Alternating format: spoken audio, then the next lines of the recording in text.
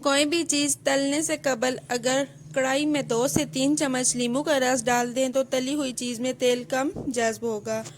Kitchen में काम के दौरान अगर हाथ जल जाए तो मुतासरा हिस्से पर पानी बहाने के बजाय दही लगाएं, फौरन आराम मिलेगा। फर्श पर अगर पीले बदनुमा दाग पड़ जाएं तो पानी में सिरका और सर्फ मिलाकर धोएं, फर्श जगमगा उठेगा।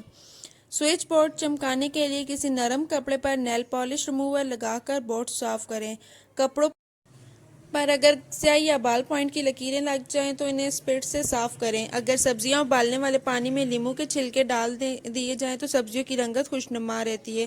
डबर रोटी काटने के लिए छुरी को उबलते हुए पानी में डुबोकर निकाल लें, डबर रोटी बआसानी कट जाएगी। हाथ से लहसुन की बू खत्म करने के लिए हाथों को स्टील के चम्मच से रगड़कर सादा पानी से धो लें। प्याज जल्दी गलाने के लिए इसे बारीक गोल लच्छों में काटें।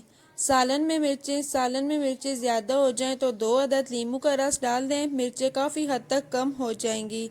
सलाद की हिफाजत।